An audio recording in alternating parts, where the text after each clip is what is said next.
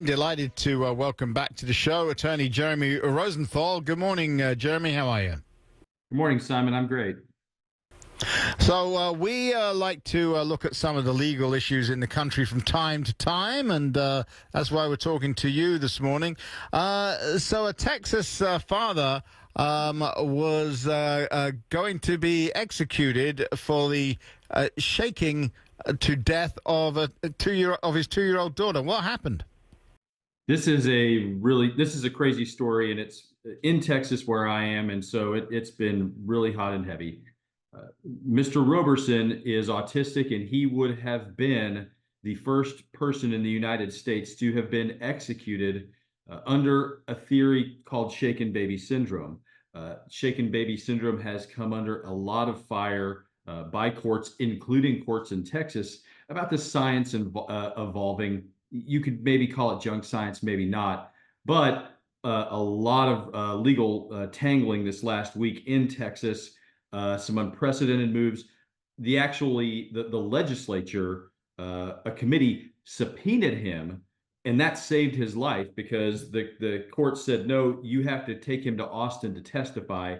That got him 90 days, but he's not out of the woods yet. I mean, his execution date may just be bumped. Right, because this is a very interesting case because he basically said it never happened.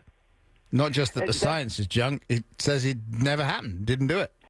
That's right. If you think about it like this, most capital murder cases are, is it you? Did you do this? I mean, you've got a body, 2 bodies, 10 bodies, you've got a knife, you've got DNA everywhere, you've got eyewitness testimony. And the question is not, was there a crime? It's, did you commit this crime? In a shaken baby case, the issue is, did this baby die naturally from natural causes?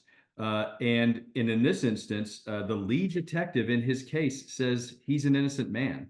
Not only that, the baby had a really high temperature the day before.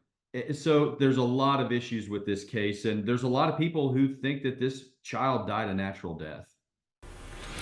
Yeah, and I'm not going to drag you into this conversation. I have no moral objection to the death penalty, but we don't have a standard in our country of really, really guilty. And you just cannot make a mistake. I'm sure we've put to death innocent people. We let innocent people out of jail, it seems, every year after decades inside. This one really disturbs me.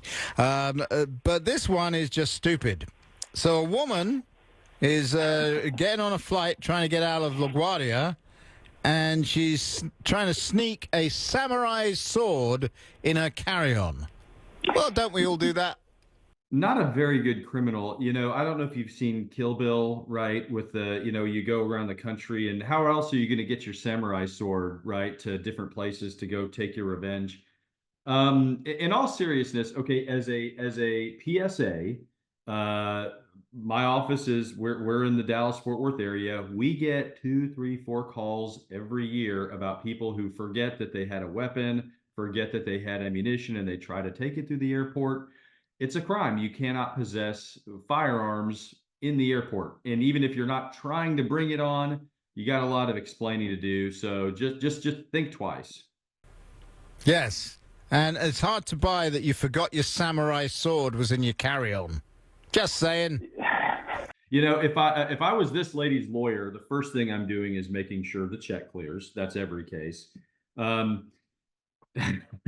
Look, I mean, I'll believe her a little bit more if she's got good credit rating, right? I mean, but so yeah, if that happens, I mean, I forgot. I don't know. I don't know what her defense is going to be, but you cannot bring a weapon of said type through the airport or to the airport.